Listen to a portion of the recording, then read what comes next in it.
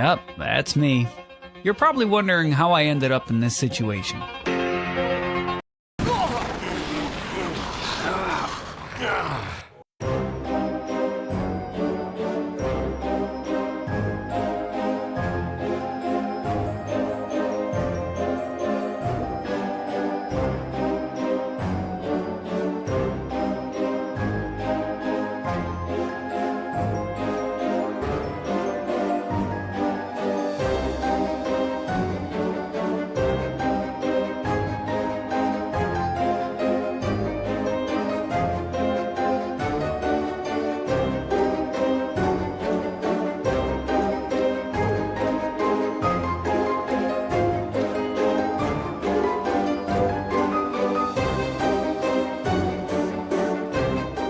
This Halloween I wanted to check out a couple of the Resident Evil games. Back then I started with Resident Evil 4 or Outbreak File 2, so I never experienced it from the beginning. I know some of the memes from part 1. Hurry! This way! Oh, Barry! That was too close. You were almost a Jill sandwich. You're right. Barry, thanks for saving my life. But never played it, until now. But I will soon, and as there is a prequel with Zero, I thought I'd start there. After all, I had a pretty good time when I started the Yakuza games during the pandemic, and there I also started with number 0. Anyways, I played Resident Evil 0, so let me tell you about it. We begin the game with Rebecca Chambers, of the STARS Bravo team, who is investigating some cannibalistic murders in the Arklay Mountains. Her helicopter has an engine failure though, and she wanders through the area until she finds a train which was attacked by some kind of leeches. She enters the train and hears via radio that Billy Cohn, an escaped convict and murderer, is also nearby. Inside the train she finds some corpses, but the dead start to rise again. She finds Billy on the train and both of them team up. They eventually get the train running and get to a mansion in the mountains, which is a base of the Umbrella Company. And we all know what that means. More zombies and the T-virus. A fight for survival begins and Rebecca and Billy want to expose the truth about Umbrella's dark secrets. Let's get to the point which concerned me the most in the beginning. The controls and camera. I started Resident Evil with part 4 as I mentioned before, and I really enjoyed the gameplay there. There was action, it's fast paced and the controls were direct and intuitive. Sure, you couldn't walk in part 4 and 5 while aiming, but it was groundbreaking when it came out. Zero plays and feels very differently compared to that. It is a survival horror game of the old school. You have limited ammo, you have fixed camera angles, very limited inventory, and even though you have 2 characters, which are mostly together, the inventory is most of the time full. The inventory itself was actually an issue for me though. Both characters have very limited inventory capacities, which make the game unnecessarily cumbersome. Arming each character already takes quite a few of slots, but it's also wise to have strong weapons, like the shotgun or the grenade launcher, with you. Both these weapons take 2 slots and then you need another one for ammo. Then there are also objects which are necessary to progress, when you want to get through the game. Also there's a hook rifle which you need in the beginning and towards the end of the game. Also that one takes 2 slots. There's no item box, so you end up leaving a ton of items on the floor in certain rooms. This is pretty dumb as you progress through 6 areas and have to pick up at least some objects as you need them to progress later on. So yeah, I'm absolutely no fan of the inventory and was pretty annoyed by all the backtracking to get something I wanted or needed. There's already more than enough backtracking, but if you don't know where to go at certain points, or can't carry anything, or you just want to check something out again, you are often in trouble, or at least make the playtime unnecessarily longer. But enough ranting, let's get to the shooting. The shooting wasn't as bad as I assumed. Sure, it's not great, but playable. I played with mouse and keyboard, maybe it's better with a gamepad, I don't know, but I was able to land some satisfying headshots. Fighting the bosses is quite annoying though, and usually I just exploited some weakness I found in the boss and spammed the attack. The grenade launcher proved to be probably the most effective weapon in my opinion, as it stuns enemies and you can shoot before the monsters attack again. That made the unfair fight against the bat in the church way easier, and I'm fine with it. as I had almost no health left, and the auto-aim didn't always hit the big bad when I needed it. Fighting tyrants is also easy when you have the grenade launcher. There are a couple of guns, but usually you will use the pistol, as you get a lot of ammo for it. I recommend to upgrade it when you can. The fixed camera is something I have mixed feelings about. It can make the experience more thrilling, but also annoying, and walking can be an issue. Sounds dumb, but it's true. Walking is not very intuitive in Zero, at least for me. When the camera shot changes, I often try to adjust my movement. But then I just walk back. Even more annoying is picking up objects from the ground. I often don't pick them up when I'm right above them, or I pick something else up than the thing I wanted.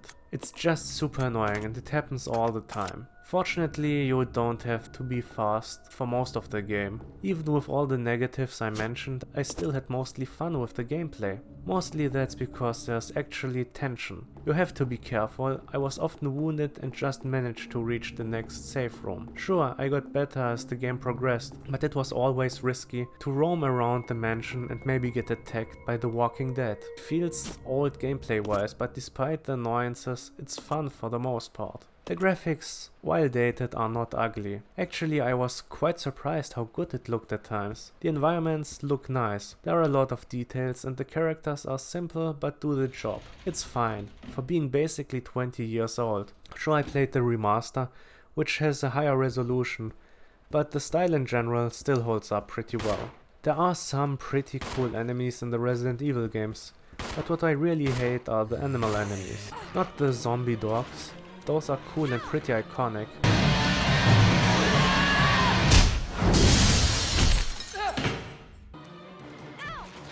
But just having giant animal versions to fight is super lame. For example, the big leeches are stupid. The scorpion in the train is dumb. I hate the frog. You understand that?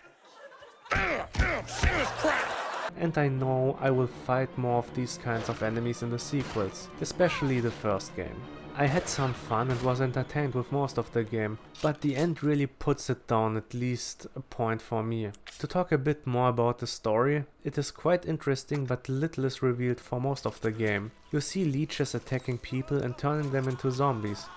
The Umbrella mercenaries are sometimes seen, same counts for Wesker, but they are not really fleshed out here. The main storyline about some androgynous man in a weird outfit who seemingly controls the leeches is just hinted at until you reach the end, and he literally explains everything to you. He is a scientist whose notes you find during the game. He is actually himself a super zombie who was resurrected by the Queen Leech. He can turn his body into the Queen Leech, which looks different, or into his own body, and he wants revenge on Umbrella and the world itself. He really turns into a hammy, over-the-top, mustache-twirling villain. Who are you? Dr. Marcus? No, you can't be. What's going on? 10 years ago, Spencer had me assassinated.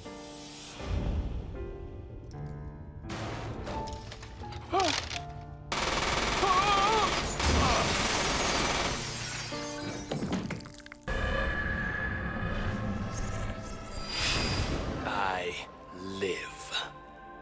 Now I will have my revenge on Umbrella, and the world will burn in an inferno of hate. You'll pay for what you've done. We'll see which one of us is gonna die.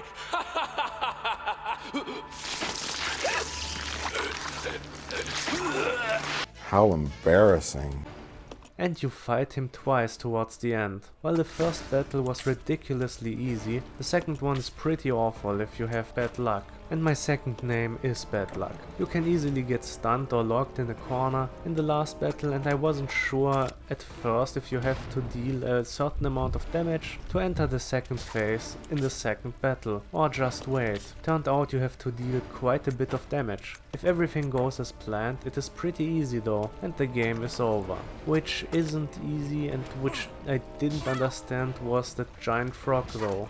Toward the end of the game you encounter a giant frog which can randomly appear at 3 or 4 spots. And that fucking frog got me at a certain spot 2 times. He just jumps at the dam and grabs me with his tongue. At first I thought I could fight back, maybe even shoot it, but it was not possible. It just grabbed me with its tongue and swallowed me whole. At this point you are alone and you just get swallowed. The second time I was just trying to run, but it still got me right when I was at the ladder on the other side of the dam. God damn it. The third time I waited for the frog to attack, but after I took a shot at it, it just hit me and dealt a lot of damage. Then it disappeared. What did they put in the water? What do you think tap water is? It's a gay bomb, baby. And I'm not saying people didn't naturally have homosexual feelings. I'm not even getting into it. You think I am like, oh, shocked by it, so I'm up here bashing it because I don't like gay people? I don't like them putting chemicals in the water that turn the friggin' frogs gay. Do you understand that? Serious crap. I really hate this frog, and right before the boss fight I was getting back to the last typewriter. Used almost all my shotgun shells as zombies appeared again, and was once again attacked by the frog. When I ran back I realized that the next typewriter was right in front of me, between me and the boss fight. With the Leech Queen, I just had to go through 2 doors and would have entered the next safe room. I made a giant detour for nothing, and face my nemesis again. So with some weaknesses, the gameplay and story flaws, I still have enjoyed the game for the most part, up to the ending. But with the gameplay at the end and the story pretty much falling apart in the finale, I have to put this one down 1 point. While this was probably amazing when it came out, I can just call it good. With a better ending it would have been pretty good. But as is, I will give Resident Evil 0 a 0, I mean a 7 out of 10. And I will probably continue with the remake of the original next time. Bye bye.